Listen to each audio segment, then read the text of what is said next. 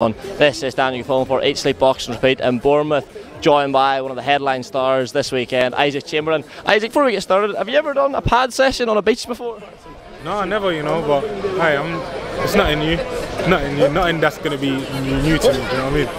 As I say, we're in Bournemouth here. You're behind enemy lines here, Isaac. You're up against Chris Billam-Smith, local fighter here. I've heard you say before that these are the conditions you have to expect as a contender. You have to be prepared to go into a champion's backguard and steal the belts off him. In this case, obviously the European and Commonwealth titles. A lot of fighters would be put off coming to somewhere like Bournemouth against a fighter like Chris will have that home backing. But hear you say stuff like that makes me think you've really got the bit between your teeth for this fight.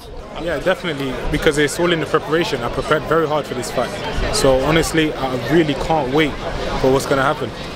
What do you think of Chris as an opponent? What does he do well? What are the weaknesses that you've seen, without obviously giving too much away, that you feel that you can exploit in his game? Yeah, he's very good, very tough, very strong. He sticks to the game plan. He doesn't stop. He's very fit, very strong. But I know what I have to do. You mentioned Chris he's known for his durability, his fitness. We've seen him recently. He's gone into sort of longer, hard fights. Obviously, the two fights, Tommy McCarthy, Dylan Brejon, even Vasil Dukar. Recent years for yourself, you've been just blowing people out of there. I mean, your last 4 fights have been sort of accumulated 6 rounds. Are you confident that the work that you've done in the gym is enough to sort of negate the rounds that, through no fault of your own, that you've not been able to get? 1,000,000%, 1,000,000%. I've done so many rounds in the gym. It's training for this fight. I've done so many 12 rounders, so many 12 rounders for this fight. So I'm very well prepared.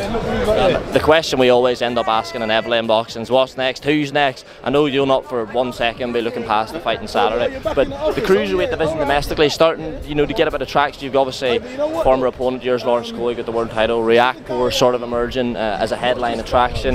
Even Chris Billam-Smith, Tommy McCarthy. Does that act as like an extra incentive to you that should you come through Saturday, there's huge fights, not even domestically but internationally as well? Yeah, definitely the 2 fights that I would love after this one, Jay Opataya or Ilunga Makabu for the WBC or the IBF and Ring Magazine.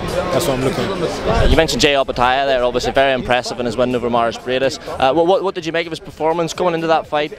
Felt as if a lot of people in the trade thought Opataya could give Bradis a lot of problems. Obviously Bradis established a long time. What were your thoughts both before and after Opataya's performance?